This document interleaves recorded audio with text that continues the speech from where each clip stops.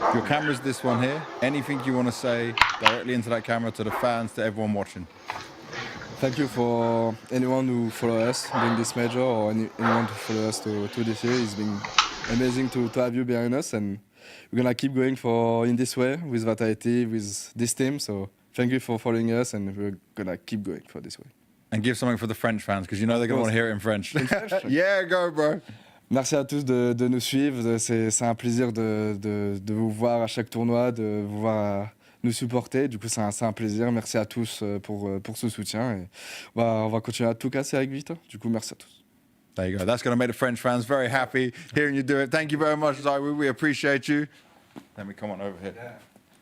Thank you, man. Thank you very much.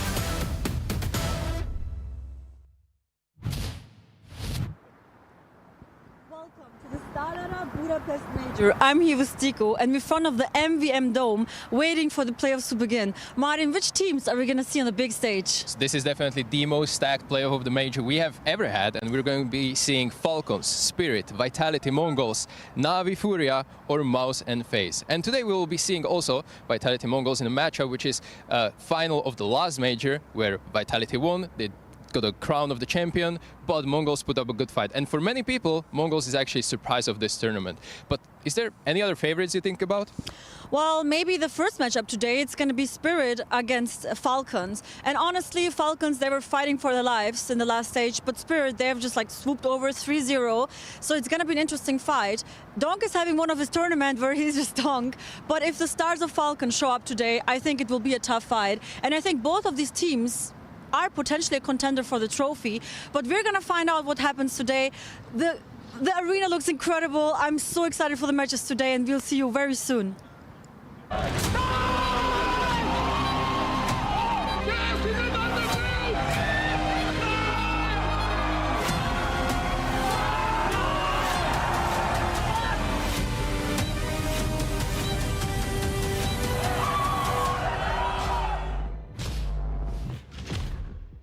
A historic 4 days await us as we welcome you to the playoffs of the StarLadder Budapest Major 2025. We are live from the belly of the beast, and by we, I mean myself, Ray Spears, Devil Walk, and Maui Snake.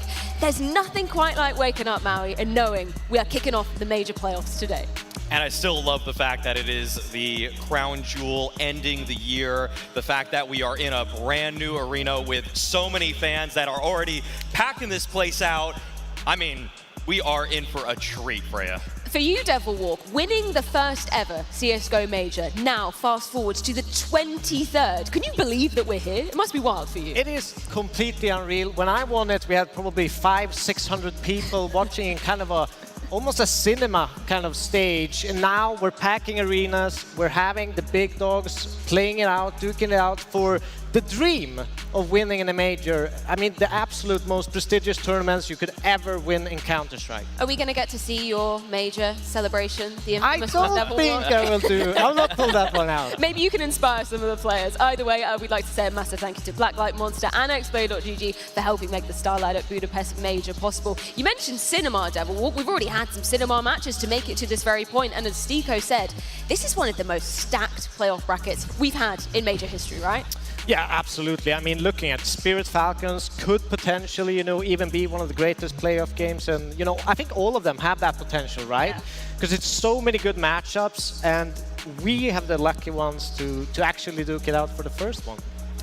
Honestly, I feel like there's a reason to believe in all of the upsets, if you even want to call them that. A lot of 50-50 bouts, a lot of teams with so much history going against each other in the quarterfinals. I would even put it out there that there's really no true underdogs here, given the fact that every single team has at least one player who has played in a major grand finals in the past. Yes. That's something special. That's absolutely insane. Tomorrow we'll have to be waiting a day for Mouse versus FaZe and then Furia versus Na'Vi. But today, later on, going to be Vitality versus Mongols. But we are kicking off, as you said, Devil Walk, with the barn burner affair. Spirit versus Falcons. It's insane that we get to see this clash already happening in a quarterfinal.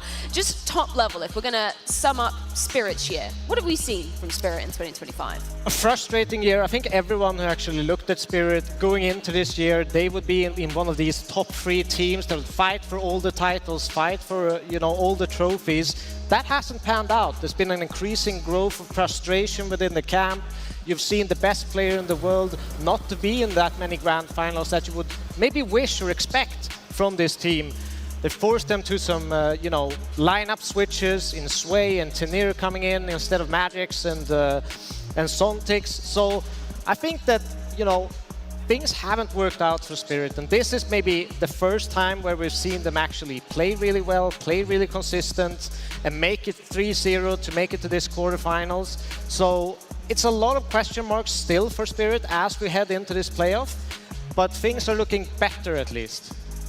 When you look at Spirit, they already have a great opener for the season in Cologne. However, a lot of the middle of the season is where you're left wanting more. This would be a wonderful bookend for them if they're able to capture a trophy here in Budapest. But I would say that 4th, 5th most likely team, maybe that, if you actually want to give them percentage chances or odds at winning the whole title. Which is mental when you consider they have both Donk and Shiro on the roster, that we're not putting our expectations high for the moment.